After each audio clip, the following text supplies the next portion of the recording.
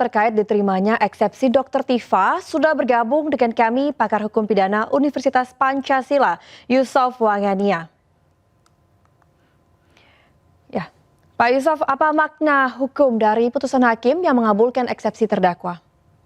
Ya, Mbak Lala, selamat siang. Jadi tadi kita sudah mendengar bersama putusan Hakim Pengadilan Negeri Jakarta Timur atas pokok perkara dari Ibu Dr.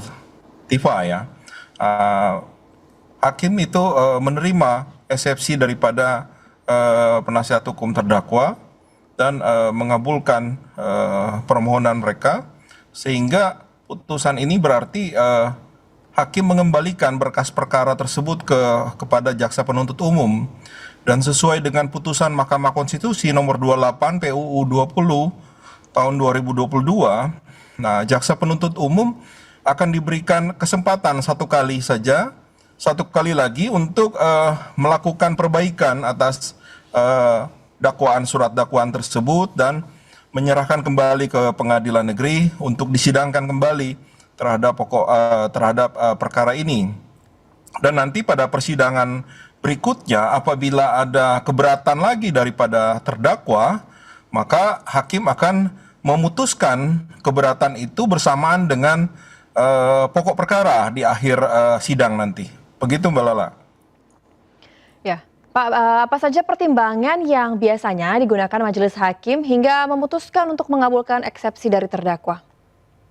Ya, tadi kita sudah mendengar bersama bahwa hakim itu memutuskan bahwa dakwaan tersebut cacat hukum, di mana ada beberapa keberatan yang dilakukan oleh terdakwa melalui penasihat hukumnya, di mana pertama adalah salah objek atau error in objecto, kemudian salah subjek atau error in persona, kemudian ada dakwaan tidak cermat dan kabur. Nah, itu beberapa poin dari keberatan daripada terdakwa, sehingga hakim memutuskan bahwa dakwaan tersebut adalah cacat formil, sehingga menjadi dasar buat hakim untuk menolak dakwaan tersebut. Gitu, Mbak Lala. Kalau dari sisi jaksa penuntut umum bisa melakukan perbaikan terhadap surat dakwaan, bagaimana dari sisi terdakwa? Apa yang bisa dilakukan langkah hukum ke depannya? Ya, nanti kan begitu jaksa penuntut umum akan mengembalikan surat dakwaan kepada Hakim Pengadilan Negeri Jakarta Timur yang sudah diperbaiki, nah terdakwa dengan penasihat hukumnya pasti akan menerima kesempatan itu, dan mereka akan pasti akan melakukan keberatan lagi. Tapi sesuai dengan hukum acara pidananya, maka hakim itu akan memutus eksepsi tersebut atau keberatan tersebut bersamaan dengan putusan pokok perkara, gitu. Dan untuk memperbaiki surat dakwaan, berapa lama waktu yang diberikan kepada jaksa penuntut umum?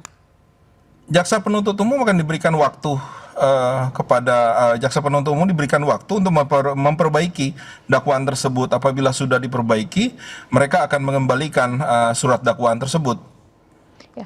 Berapa lama waktu yang diberikan untuk jaksa penuntut umum memperbaiki surat dakwaan itu yang dalam keterangan ini, dalam putusan Mahkamah Konstitusi tidak diberitahukan berapa lama jangka waktunya ya, tapi hanya diberikan satu kali kesempatan untuk memperbaiki dakwaan tersebut.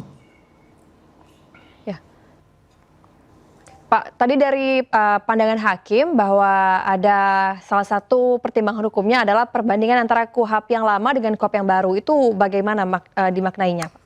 Ya, dalam KUHP yang lama itu sudah diatur juga, dalam KUHP yang baru ada dalam pasal 206.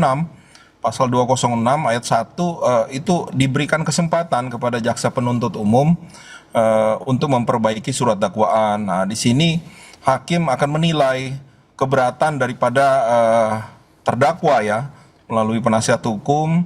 Poin-poin keberatannya ini kalau kita dengar tadi memang diterima oleh hakim. Ada beberapa poin yang tadi saya sudah sebutkan, ada 3 poin di situ. Nah, itu poin-poin penting di mana hakim menilai bahwa surat dakwaan ini cacat formil, sehingga tidak bisa dilanjutkan untuk pemeriksaan pokok perkaranya. Jadi hakim itu memberikan kesempatan, tapi tidak disebutkan di dalam putusan itu. Hakim hanya putusannya mengatakan berkas perkara dikembalikan kepada jaksa penuntut umum untuk mengambil langkah hukum selanjutnya. Nah, ini artinya dia sesuaikan dengan putusan Mahkamah Konstitusi bahwa dia akan perbaiki dan kemudian akan dikembalikan kepada Majelis Hakim Pengadilan Negeri Jakarta Timur kalau memang itu diberikan kesempatan ke Pengadilan Negeri Jakarta Timur ya. Karena memang salah satu keberatannya adalah objeknya, di mana objeknya perbuatan pidananya ada di Jakarta Selatan, tapi sidangnya ada di Jakarta Timur. Tapi kita sudah tahu bersama itu ada surat dari Mahkamah Agung untuk persidangan ini dilakukan di Jakarta Timur, tapi itu tetap menjadi keberatan daripada terdakwa ya. Nah, nanti di persidangan berikutnya kita akan lihat apakah poin-poin itu sudah diperbaiki. Tapi kalau tidak diperbaiki ya tetap perkara ini akan diperiksa karena perkara ini berbeda dengan pra peradilan ya. Kalau pra peradilan itu akan diputus dan kemudian terdakwa ya dibebaskan kalau memang dakwaannya salah, atau kalau ini tetap akan dilanjutkan, pemeriksaan perkaranya tetap akan dilanjutkan, tapi putusan eksepsi itu akan dibacakan pada akhir pemeriksaan pokok perkara gitu Mbak Lala. Apakah dengan adanya putusan eksepsi ini nantinya bisa mempengaruhi bagaimana sidang akan berlanjut dengan pokok perkaranya, Pak? Iya, jelas. Jadi dengan putusan eksepsi ini, penasihat hukum terdakwa akan mempelajari.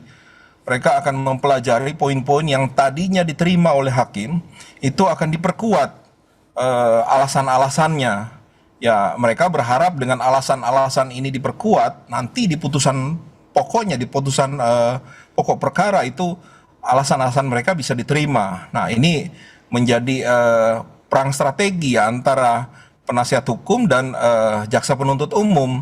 Tapi dalam hal ini kan jaksa penuntut umum sudah tahu poin-poin kesalahan mereka, kelemahan-kelemahan mereka sudah mereka tahu, diberitahukan dalam putusan tadi, dan ini diberikan kesempatan kepada jaksa penuntut umum untuk memperbaiki semua poin-poin yang tadi sudah disebutkan. Nah, ini menjadi catatan penting buat jaksa penuntut umum supaya lebih berhati-hati dan lebih cermat dalam menyusun surat dakwaan terhadap terdakwa Dr. Tifa gitu. Baik, apakah berarti dengan putusan Sela ini yang menyatakan bahwa eksepsi dari terdakwa diterima mencerminkan adanya kelemahan dalam penyusunan surat dakwaan oleh pihak jaksa penuntut umum? Iya, ini di situ disebutkan bahwa ada delik Undang-Undang ITE dicampurkan dengan delik pasal fitnah, di mana KUHP yang lama 310 dan 311 itu dicampurkan dengan Undang-Undang ITE 3235 gitu. Nah, ini menurut hakim ini tidak cermat bahwa bukti-bukti terhadap pelanggaran di pasal pencemaran nama baik dan fitnah itu tidak boleh dicampurkan dengan bukti-bukti yang ada dalam pelanggaran pada pasal Undang-Undang ITE. Begitu kata hakim tadi ya, saya perhatikan gitu. Bila mana nanti jaksa penuntut umum sudah memperbaiki surat dakwaannya yang hanya diberikan kesempatan sekali ini, kemudian apakah pihak terdakwa bisa mengajukan eksepsi lagi terhadap dakwaan yang kedua itu, Pak? Ya, jadi tadi saya sebutkan bahwa bila JPU memasukkan kembali surat dakwaan yang baru yang sudah diperbaiki, nah penasihat hukum daripada terdakwa punya kesempatan untuk berkeberatan atas surat dakwaan tersebut. Tapi dalam sidang berikutnya ini tidak lagi sama dengan yang sebelumnya. Kalau sebelumnya ada putusan sela, nanti di sidang berikutnya tidak ada lagi putusan sela, tapi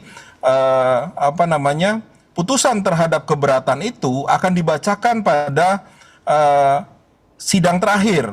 Pada sidang terakhir setelah semua saksi dan bukti-bukti disampaikan.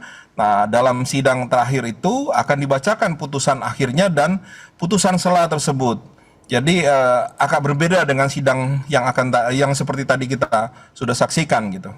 Oke, jadi baik, apabila surat dakwaan yang sudah direvisi, ini kita katakan direvisi ya Pak, kemudian dibacakan lagi, berarti tidak ada penentuan langsung saat itu dari pihak hakim untuk menentukan apakah itu surat dakwaannya masih cacat secara formil maupun material, begitu ya Pak, menunggu nanti di sidang akhir? Ya, jadi tidak ada putusan sela lagi.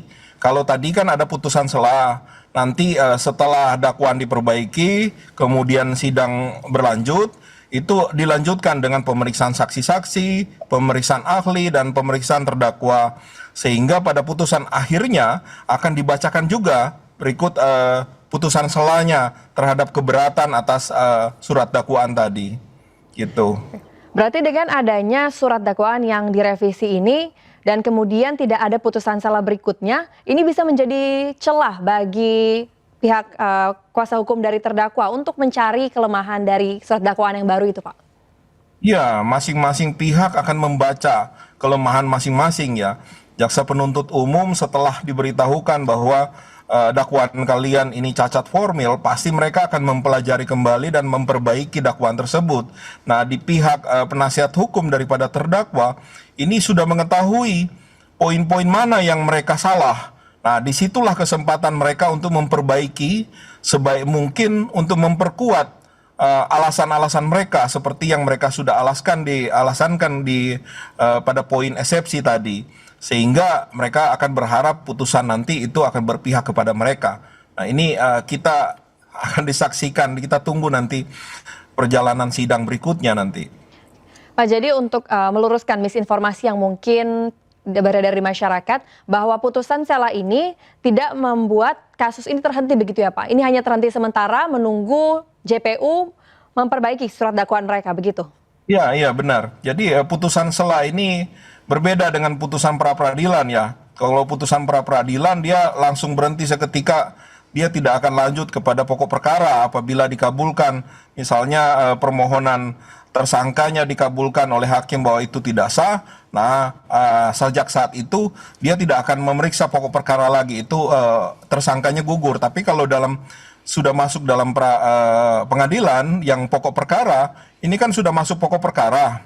Nah, putusan sela ini hanya memberhentikan sebentar terhadap kecacatan daripada surat dakwaan dari jaksa penuntut umum, sehingga jaksa penuntut umum diberikan kesempatan untuk memperbaiki surat dakwaan tersebut supaya bisa masuk lagi ke dalam peradilan selanjutnya untuk pokok perkaranya.